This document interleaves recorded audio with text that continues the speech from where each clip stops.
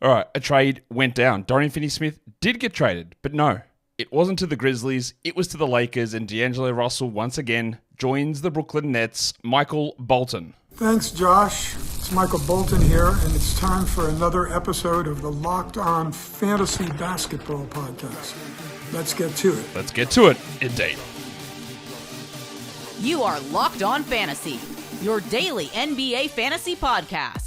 Part of the Locked On Podcast Network, your team every day. Hello and welcome to the Locked On Fantasy Basketball Podcast, brought to you by Basketball Monster. My name is Josh Lloyd, aka Mr. Bombastic. I'm also the lead fantasy analyst at basketballmonster.com, and you can find me on Blue Sky, joshloyd.bsky.social, on Twitter at redrock_bball, on TikTok at redrock_bball, and on Instagram at Locked On Fantasy Basketball. Make sure you're checking out lockedondaily.com and sign up for your favorite team's best NBA newsletter. All the info about your team delivered straight to your inbox. Also, you can double bang over here, and you can thumb, and you can leave your comments and all that sort of stuff. This is a bonus episode. This will not be the regular waiver wire show. I will get that out after this one. But a trade went down just as I was waking up this morning, just at the old 5 a.m. So I love to see that and try to go, what's going on here? Yesterday, I was bombarded with questions about, hey, what do we do here? Dorian Finney-Smith is getting traded to the Grizzlies. And like I will always tell you, yeah, Mark Stein talked about that trade, and then it was picked up by Nets Daily, and they sort of put a slightly different spin on it. And it is really, you have to be really careful about making decisions regarding these trades. So yes, Dorian Finney-Smith did get traded, but not to Memphis. He got traded to the Lakers. So, of course, all the aggregators saw the Stein news, which was like, hey, they're talking, and this might be what they do if they do it. And then it was like, no, this is happening. We're on the way. We're getting this. So people thought this was immediate. And, of course, you wake up and it's a different trade. And Shams puts the information out. Bang, we're ready to go. When you get those particulars from Shams, you're ready to go. You know that trade's happening. If you get particulars from other people, don't be as certain on it. So, yeah, a Finney-Smith trade happened, but it is not the same situation as if that Grizzlies trade of John Conchar and Luke Kennard had have gone down, because it changed the way that things sit in the Brooklyn organization now are different to what they would have had that trade gone down. So again, be very cautious about taking in that sort of information. So like I said, we're here, we're breaking down the trade on what is of course National Bacon Day. So get your bacons out, get ready. How do you like your bacon? Do you want it like, what type of bacon? The big fatty ones, the thin ones, the short middle ones. Do you put it in the oven? Do you fry it in the pan? Like, how do you do it? Don't tell me you air fry. Air fry is a scam. It's a huge scam. No. It's in the frying pan. I don't like as much fat. I don't like the middle pieces, but that's okay. It's middle bacon. That's what I'm looking at. Oh, I don't mind a streaky bacon. That goes pretty hard as well. So there was a trade.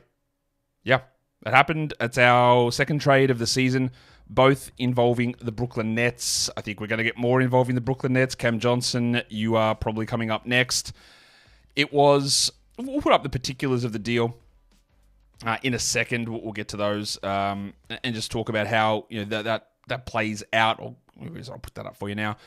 Who actually was in the trade? So Brooklyn receives D'Angelo Russell, again, for the second time. What a career D'Lo's had. Lakers, Nets, Warriors, Wolves, Lakers, Nets. Are we going back Warriors, Wolves after this? So Brooklyn receives D'Angelo Russell. They also receive second-round draft choice from last season, Maxwell Lewis. And Brooklyn also gets 3 second-round picks, which, of course, are probably not going to mean much, but they're just useful to have as currency. And you can always get sometimes, well, not always, you sometimes can get useful players, not always. But it's more just like trade currency, that sort of stuff. The Lakers in this deal receive Dorian Finney-Smith, and they receive Shake Milton in that deal. So that's how that all played out. We'll take a look at where the value lies and the value changes across this deal. I'm just trying to work out what the best way is for me to talk about this. Well, let's just talk about. We'll start just by talking about D'Lo. I think that's a good spot to start, because D'Lo's season's been very disappointing. I think we're all aware of that, and I finally was like, okay, I don't think we can hold on to him. As you can see, if you are watching this on the video, up on the screen, he only played 26 minutes a night. He's the 170th ranked player in category leagues. He averaged under 24 fantasy points. He's at 12, 3, and 5 assists a game. He's at 0.8 steals. He's shooting 42% from the field. That's all really bad, right? But going to Brooklyn, and this is where things get a little bit tricky in Brooklyn, is I expect that those minutes rise up. I also don't necessarily think that D'Angelo... I know this part. I don't think D'Angelo Russell's getting bought out. I don't think that's happening. Getting bought out for someone at his age and his portion of his career doesn't really work that well. You lose bird rights. You're going to lose the money from this season, and then signing next season becomes a lot trickier. Whereas if he stays in Brooklyn, plays the season out, then there's sign and trade possibilities, whatever. Although I'm pretty sure that no team really wants D'Angelo Russell as their starting point guard moving forward. He can be a quality backup, a quality sixth man, a hybrid sort of a player, which is like a your 26 minute a night bench / starter Jordan Clarkson-y player. He can be that sort of guy. But that's sort of about, and that's basically the role he was playing this year, sort of in off the bench and starting, played 26 minutes. I think that's his long-term role. In terms of this season, though, this is an interesting trade from, for both sides, really. But Brooklyn traded away Dennis Schroeder, and they didn't really have much in terms of ball handlers and shot creators. So D'Angelo Russell does that. But of course, this is happening on the same day that Cam Thomas is returning. So you're going to have one of the worst backcourts of all time to watch, D'Angelo Russell and Cam Thomas, in terms of lack of defense, iffy shot selection. It's going to be rough. It's going to be rough. So what do? Like, do they start D'Angelo Russell? Because Ben Simmons was playing 29 minutes a night as a starter. And this is where the part, and I know you're going to want to hear about Noah Clowney, and we'll get to him later. But it gets a little tricky. It's very different to Luke Kennard and John Conchar coming over, because you said, well, they just play off the bench and we're good. But that's not really what happens with D'Lo. D'Lo's still good enough on this team to be a 31 minute a night starter. So look, let's just get out of the way. If D'Angelo Russell's available, you add him in every league. And he would have been dropped because, again, he hasn't been good. He hasn't been close to a top 150 player. So if he's dropped, you go and add D'Angelo Russell. He's that major piece in terms of this trade and in terms of where the value goes. So let's look at it from the Brooklyn perspective, and I think there's probably four main impacts on this Nets team in terms of who's going to have value. So D'Angelo Russell comes in. I think his value undoubtedly goes up. I think it also improves Noah Clowney's value. Now, Clowney has had really big opportunities of late, starting with Dorian Finney-Smith out, and he looked pretty good. He didn't look awesome, but he looked pretty good. But then last game, Dorian Finney-Smith was back, and Clowney went back to the bench, and he still played pretty good minutes. But this is not, now, I hate the phrase. There's two phrases that I hate regarding this thing, and I know someone who's, and honestly, just spam the comments with these phrases, so yeah, algo, eh? All right, Clowney season, SZN, Z, Clowney season, or free Noah Clowney. You see, being freed, hate those phrases, so stupid, but please use them at every opportunity for every player that I mentioned. Just drop a comment below, just to really get to me. I know you want to annoy me because I've steered you wrong all season. I told you how bad Vooch was, and now he's the best player ever, and I just won't admit it because I hate him, and he definitely did something personally to me in my life, and that is why I hate him. So you should hate me and go and leave all those comments about Clowney season, or free Noah Clowney, or free D'Lo, or my boy's back, or whatever. Drop them in. Anyway, that's enough bullcrap. Bullcrap, I've never said that phrase before. Where did that come from? Wow, the brain is a wonderful thing. Noah Clowney's value does go up, right? But someone is moving to the bench. D'Angelo Russell is going to... I'm going to guess they'll start D'Angelo Russell, Cam Thomas, Cam Johnson, Nick Claxton. So who starts in the other spot? Does Simmons shift up to the 4? They really haven't done that very much. He either plays as a 5 or he plays as a 1. Or is it Clowney that starts at the 4? Now, at some point, Noah Clowney is going to get a huge run on this team, and he is going to be a good fantasy player. I'm very convinced of this. But I'm not sure it's going to be right now. I think if that Memphis deal, which again was rumored, went through, it would have been way easier for Clowney to do that. But somebody is going to miss out here. Plus, the addition of Cam Thomas back after the injury impacts all of this. So, yes, we add D'Angelo Russell everywhere. Yes, we add Noah Clowney in all 12-team leagues, I think. But I would be very cautious about the Clowney one because I think initially it's going to be lower than you think. And it will build up over time as guys get injured or traded or whatever. But we saw Clowney out of the rotation. I thought they should have started him immediately at the beginning of the season. You know my thoughts on it. I do value him in. I think he is very clearly their best prospect. I think it's just going to take a little bit more time because Russell in does create a little bit of a squeeze there. Ben Simmons' value drops. I think that's clear.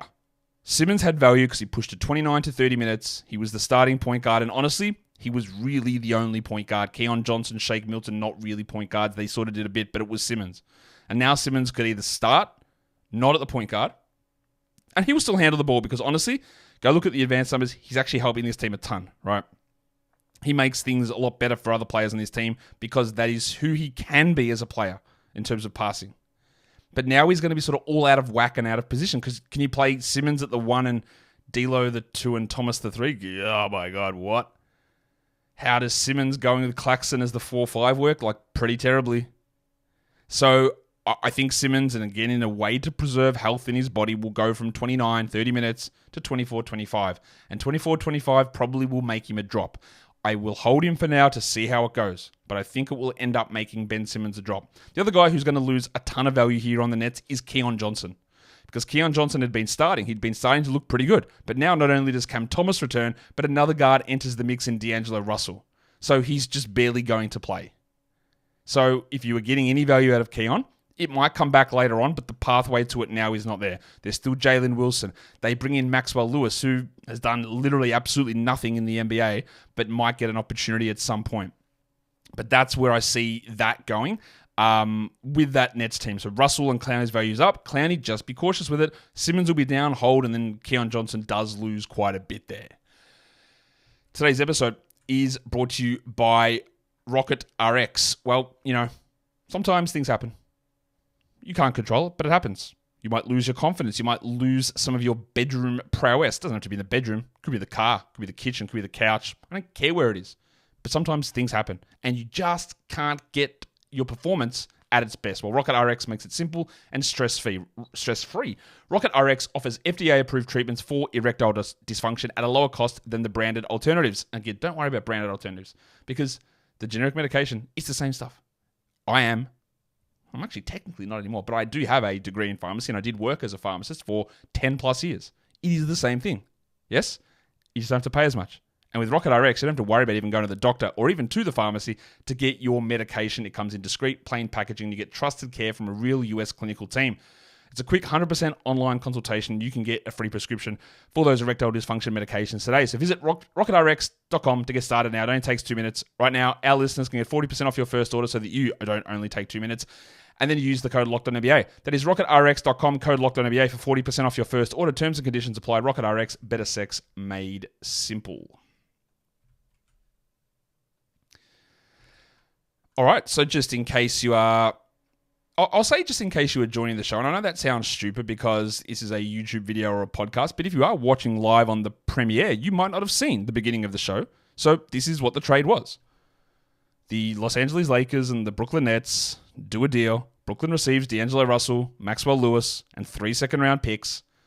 The Los Angeles Lakers receive Dorian Finney-Smith and Shake Your Booty, Shake Milton. That is how the trade went down. Let's take a look at what Dorian Finney-Smith has been up to this season. He has had moments of being a fantasy useful, I won't say particularly relevant, but a fantasy useful player. Finney-Smith has averaged 29 minutes a game this season with 15% usage. He's basically the same in category leagues ranking-wise as D'Lo, 172nd this season, averaging under 22 fantasy points. 10, 4.5 rebounds, 1.6 assists, 0.6 blocks, 46 and 63, 2.5 threes a game, and he goes to the Lakers. Right now, he is a pretty good perimeter defender. He has fallen off. He can play small ball center, and they're going to want to use him there. And let's get this out of the way as well. He's a better player than Rui Hachimura. But the interesting thing here in Los Angeles is that while Finney-Smith is obviously moving over there, I don't know whether he starts, but I could easily see him starting over Hachimura. Easily. He should, in fact. I don't know if he will. He won't immediately, but I could see it happening. But they actually now have a ball handling and usage hole/vacuum. This team obviously needed 3-and-D wings. And they got one, even though Finney-Smith is more of a 4/5 than a true wing, right? But obviously all of their centers have been out all season, apart from AD. Their backup 4 situation is Rui Hachimura, and he's the furthest thing from a 3-and-D player. But the other thing that they lacked, and now lack a lot, is ball handlers. LeBron and Reaves are going to start. And then what happens? D'Angelo Russell, while he has his flaws, was a useful bench point guard. I guess Shake Milton's going to have to fill that role. But Finney-Smith, Russell was a high usage player, so someone's going to have to take more shots. I look at what Finney-Smith did at 15 usage in 29 minutes. He actually could replicate that. He might not. In fact, the minutes are probably the iffier thing there, but he actually might see a marginal usage uptick. Marginal. Just because, again, losing D'Lo and replacing him with Finney-Smith, people have to take a couple more shots because D'Lo was clearly taking more. Now, again, you could easily say Shake takes those shots, but he won't play D'Lo minutes. So other people need to do more. I'm not suggesting that Dorian Finney-Smith is a 12-team league player because he's not. But there is a chance here for some other guys to step up in ways that maybe we haven't necessarily thought about. I think Finney-Smith maintains probably as like a 16-team league guy, maybe on the fringes of 14 teams. And I'm going to be very interested to see what they do in terms of how now these forward-level players work. Because let's be fair, LeBron is a 4. Davis is a 5. Hachimura is really a 4 who's been playing the 3. Finney-Smith is a 4/5 who, again, could shoehorn to the 3. So it's interesting how they're going to run that stuff. I don't know how they're going to run that stuff, but it is going to be interesting to see which sort of direction they end up going. So what direction do they end up going? Because I think there's quite a few changes here in LA about how this all could play out. I think there are plenty of different ways that we could see this go, but I think when we look at Austin Reaves, who at the moment is cooking, right? He is putting up huge numbers. No LeBron, value goes up. And to me, he is like the guy that has unbelievable scalability in his game. And we're seeing that. No Davis, cool. I'm going to be awesome. No LeBron, cool. I'm going to be awesome. No D'Angelo Russell permanently. This means to me that Reaves will stagger more with LeBron. So he's going to have opportunities where he's going to cook even more. So if you've got Austin Reaves, the sell high is maybe there, but also maybe not. This helps him in a big way. We talk about usage vacuum. We talk about ball handling vacuum. We talk about assist vacuum. It's going to go towards him, some of it. So this is, it doesn't really matter because Austin Reaves is rostered everywhere. Just in case your league is lost its mind, and he's not, you had him. But it's more about how you value Reaves in a trade. I think this is immense for Reaves does he become this awesome top 30 guy? Probably not. But having no D'Lo there, and again, if you then lose LeBron at any point, it all goes on Reaves. Shake, for as bad as D'Lo might be, he's better than Shake Milton. So this is a big opportunity for Reaves to do more on a consistent basis. He doesn't have the, what happens if I have to pair with Russell moment, which caused problems in his game. It's gone. And Finney-Smith just starts and gets out of the way. And that is really helpful for Austin Reaves. Talked about Shake Milton coming across. He was starting to put up big numbers. And last game without Ben Simmons, he looked really good. Now, that was probably not going to hold, obviously, with Cam Thomas returning. But now he moves into a role which will be lower D'Angelo Russell role. He has no shot at being the starting point guard unless there's an injury. But if there is an injury, he is going to be an immediate pickup because there is nobody else. Unless they're going to start Bronny. Or literally who else? Quincy Olivari, who's now their third string point guard. Two-way legend. So Milton's value decreases a lot now because he doesn't have the chance to be a 24, 25 minute a night player. He might be 21, he might be 22, and that's going to be useful for deeper leagues, but it's not the same spot as it was on the Nets. I think this is a big hit to Rui Hachimura's value. Why? Because he's bad. But also now Dorian Finney-Smith should fill the role that Hachimura was born to play, baby. And if you know what that reference is, there's something wrong with you, much like there is me. Hey, we're mental illness buddies. Rui Hachimura is losing value. He already was a very clear jack offable player because he's not good. We've seen him not be good for 6 or 7 years. He has absolutely zero on-court awareness. He takes mid-range shots and doesn't pass or defend. He's bad. Like, simple as that, he is bad. So Rui Hachimura, get that garbage out of here. And he will start for now, but there were moments earlier this season where he was playing 36, 37 minutes. I think he might go 28, 27. We all know what to do. Play the 240 game. How does he play enough? And who do you think is better? Dorian Finney-Smith or Rui Hachimura? I think it's Finney-Smith. But what I do know is that Finney-Smith eats into Hachimura's playing time. D'Angelo Russell did not. So there is clearly something happening there. I think it actually increases the value of Max Christie, who, at the moment, has been playing as a 14-team league guy anyway. I actually added him in a couple of leagues, I think one of the Locked On Fantasy Basketball Bowl leagues, because they're 12-team leagues that play as like 14-teamers because of the extended bench with 16-man rosters. So I added him. I think it helps because now you lose D'Lo, your guard depth changes.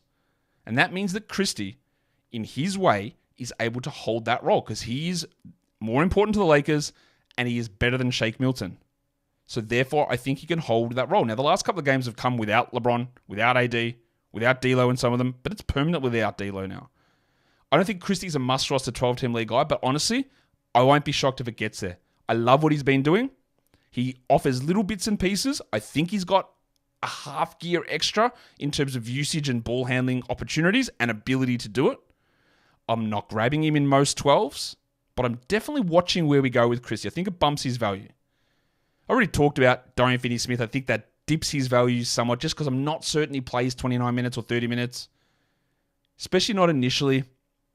You can see both him and Rui push to 27, and then we see where it goes. And there is a chance that even though there is a usage vacuum with D'Lo leaving, that it doesn't go to Finney-Smith. That's possible. So I think his value drops, and I don't think we bother with Dorian Finney-Smith in 12s. And the last one there is Dalton Connect, who obviously had fallen out of the rotation, basically. The last few games he's pushed back up, and he's had some better games with LeBron out and with Davis out. But no matter how you want to slice it, Dalton Connect isn't really a 2. He's a 2 if you want to squint. He is probably more of a 3. Maybe you could argue that having no D'Lo means that Connect gets more shots. I can see that he would take more usage on. But he's not getting a starting role here. He has no shot of replacing Rui Hachimura. And now that other guy in that mix is Finney-Smith. And I just don't think having Connect play over Christie makes a lot of sense. That one I could be wrong. Maybe Dalton Connect. It depends where you view his value. His value from 6 weeks ago, it's very clearly down. His value from 2 weeks ago, maybe it is up.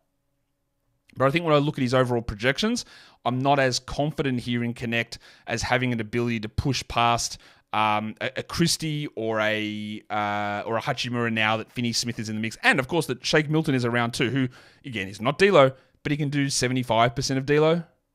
And because they've got no ball handlers, and that Connect is not one of them, Milton has to play. He has to do something because they don't have anybody else. So that opportunity there for Connect to do something, again, you are adding 2 players into the rotation and taking 1 out.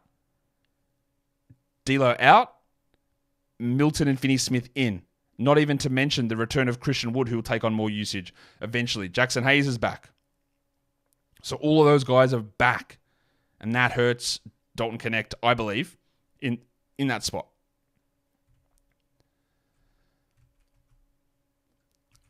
We'll do one more little just a final wrap-up on the trade.